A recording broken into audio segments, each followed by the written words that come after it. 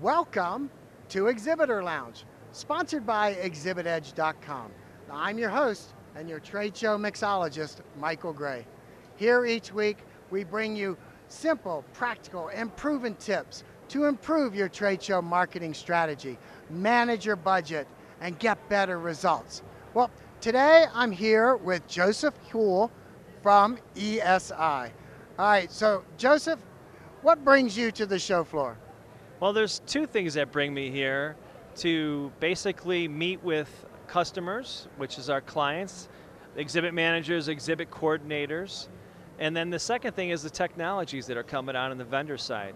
We're seeing some really cool things this year that's going to not only enhance our experiences for the client, but also to get the advantage in selling these particular entities that are coming out that haven't been widely spoken about yet, to better the situation for the client. Excellent, excellent. All right, ESI, so tell us about your company. Well, ESI has been around 32 years. I myself was a partner 2 years ago, 24 months with Robert Hopkins. It's been a great relationship. The honeymoon is over now, so we're basically trending with a lot of things in change. And when I say change, we're unlocking a lot of things that ESI was doing in the past, but I try to up the game. For instance, our new website that we just launched just a week ago. We're basically the social media side on YouTube. We're using that a lot. Our new Facebook page, our fan page. Also, the LinkedIn is something that we've really upped our game on. And the seminar that we were at yesterday and meeting Eric Lee, who was one of the co-founders of LinkedIn, who started a new company that's going to cater to this industry, that was one of the focal points for me to be at this event, to not only meet him and see him and hear what he has brought to the table previously, but what his new company is doing in the future. All right, Joe, I'm going to put you on the spot. Love it. All right, if you had one thing you could say to the trade show community here at Exhibitor Live 2015, what would it be? Well, I have one word: global, and that's it. It's no longer, the sandbox is expanded. And so what I'm trying to say is, if you're not global right now, like tonight, there's a dinner that we're going to that's just international. We're heading out to IFAS in June, Bob and myself, my partner, because we now opened offices over in Germany, in Shanghai, Guadalajara, Mexico, Canada. So we've expanded our horizons in ways that 10 years ago didn't happen, wasn't happening.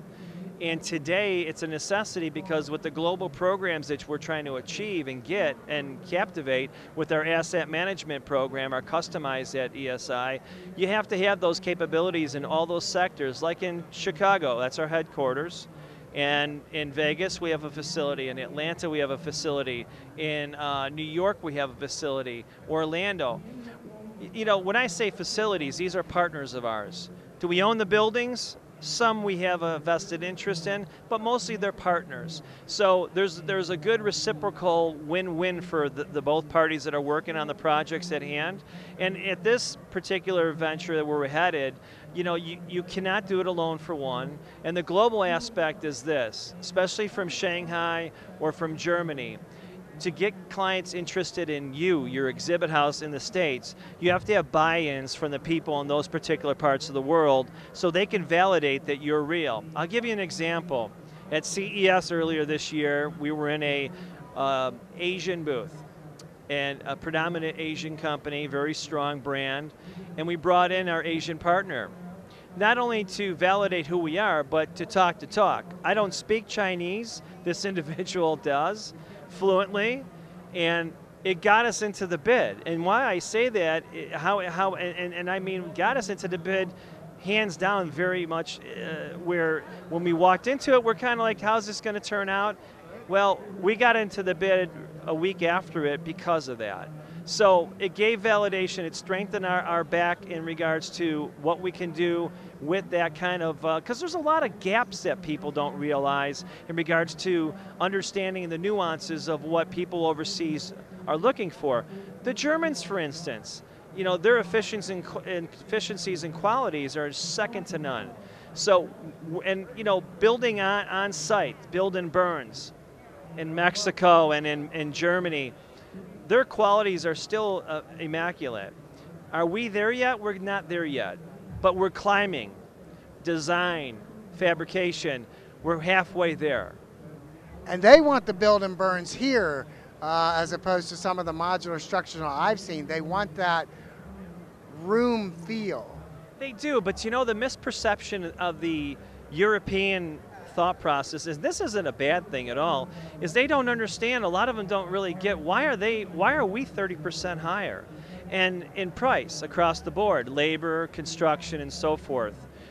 So what I say to them, and I comfort them, and this year when I go out to Vienna for this meeting with these exhibit houses that we're partnering with out there, because granted, they do the design and we fabricate, so it's a win-win, so they don't have to ship over, is the fact that, you know, obviously we have to build it in the shop, we have to have it in progress, we have to transport it. There's a lot of extras there that don't happen in Europe because it's all done on site. So when you explain that, and also the euro, the dollar, where it's at now with the US dollar, you have to play in all those nuances to where you're headed and how you're going to get there. And if you explain it effectively, and you have a German partner that's going to translate it for you, it's really hard not to get the project.